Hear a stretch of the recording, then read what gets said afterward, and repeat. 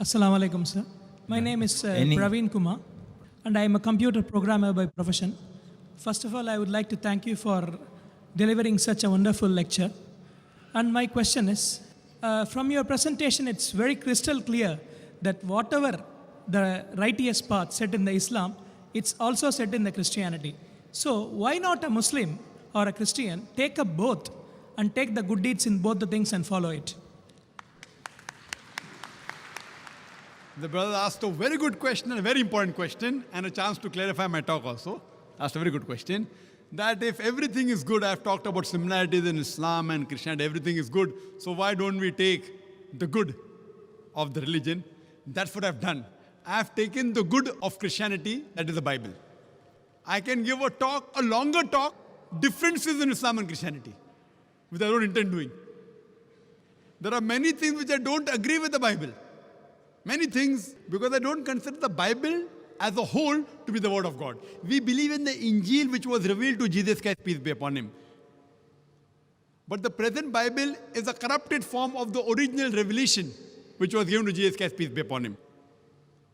This Bible, if we analyze, has got hundreds of contradictions, has got hundreds of mathematical errors, has got many scientific errors. I had a debate with Dr. William Campbell, Quran and the Bible in the light of science, and I pointed out many scientific errors. These scientific errors, these contradictions cannot be attributed to Almighty God. There is even pornography in this Bible, which if you ask me to read, even if you pay me $1 million, I can't read in front of the public. Pornography. Ezekiel chapter number 23, and I can quote the references, but I cannot read it. I cannot. Islam doesn't give me permission. So what I have done, brother, I have followed the guidance of the Quran of Surah Al-Imran, chapter 3, verse 64, which says, "Ta'alaw ila kalmatin sawa'in bainana bainakum." Come to common terms as between us and you. At least what is common, we agree to follow. What is not common, we'll discuss it later on. See, when we have an interfaith dialogue, I disagree with the way interfaith dialogue takes place in different parts of the world. There is a Christian who comes and says, all religions are good, Islam is good, Christianity is good, Hinduism is good. Then a Hindu comes and says, Islam is good, Christianity is good, Hinduism is good. Then a Muslim comes and says, Islam is good, Christianity is good, Hinduism is good. Then when I ask the question, will that Christian priest give up Christianity and accept Islam if both are the same? The answer is no. Will the Hindu give up his religion and become a Christian? The answer is no. Will the Muslim give his religion and become a Hindu? The answer is no. It is nothing but hogwash. What I have done, I asked the people, at least let us agree that one scripture in the world is 100% the word of God. No one will have problem in that. The Hindu will say, okay, I don't mind accepting my scripture, the Veda, to be the word of God, 100% correct. The Christian will say, I have got no problem. I wouldn't mind accepting Bible to be the word of God. The Muslim will say, I have got no problem. I wouldn't mind accepting Quran to be the word of God. Now, take out the common factors in all these major world religious scriptures. At least agree to follow what is common. All the major world religions, they say there's one God. They say idol worship is wrong. All the major world religious scriptures say that the last and final messenger to come is Prophet Muhammad Sallallahu Alaihi Wasallam. So when we analyze, I say, let us at least agree to follow what is common. All the major religions speak about modesty, even Hinduism. And earlier when I had come to Dubai, last year, I gave a talk on similarities between Hinduism and Islam. Even Hinduism says there's one God, idol worship is prohibited, Muhammad Sallallahu Alaihi Wasallam is going to come. Prophet Muhammad, peace be upon him, is mentioned more than 100 places in the Hindu scripture.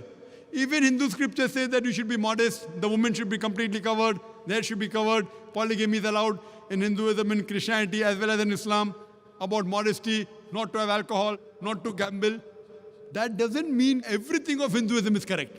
Similarly, everything what today the Christians follow is not correct. What I have done, I have used the Furqan. Quran is the Furqan, the criteria to judge right from wrong. What is matching with the Quran, I have got no objection in accepting that to be correct. What contradicts, I disagree. There is certain things mentioned in the Bible. The prophets, they did incest with the daughter. Now how can I agree that Prophet Lut, alayhi salam, Prophet Lot, did incest with his daughter? I can't agree with that. What I say, this portion cannot be the word of God. It is adulteration. It is a corruption. It's a fabrication. Therefore, I'm saying that if you read the Bible, there's something like the red letter Bible. This is a red letter Bible. Red letter means all the words that Jesus Christ, peace be upon him, spoke are in red. And if you compile them, it will hardly be 2 columns of the newspaper.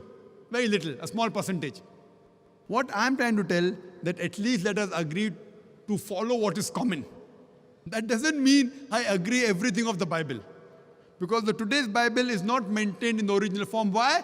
Because all the previous scriptures, as I mentioned in my talk, were supposed to be meant for those people and for that time. Today, you have to follow the last and final message, that is the glorious Quran, and the last and final messenger, Prophet Muhammad, peace be upon him. Irrespective whether they're born in India, or Pakistan, or America, or UK, or UAE, or Saudi Arabia, you have to follow the last and final revelation, the Quran, and the last and final messenger, Prophet Muhammad, peace be upon him. You tell me to take the good points, I've taken the good points of Christianity. As far as Islam is concerned, I don't know a single bad point. You point out to me, and I will give you the reply. I challenge anyone to point out a single verse of the Quran which is against humanity. Don't point out the Muslims. I'm not here to support the Muslims. I'm here talking about Islam. To understand Islam, don't look at the Muslims. Look at the Quran and the authentic hadith, the sayings of the Prophet. And I challenge anyone to point out a single statement in the Quran or the hadith which is against humanity. There may be certain statements you may feel is wrong because of lack of knowledge, not having the statistics of the world. But inshallah, if you think anything is wrong, you're most welcome to point out. And I will try and explain to you why this is there in Islam, the reason and the hikmah behind it. Hope that answers the question. Thank you, sir.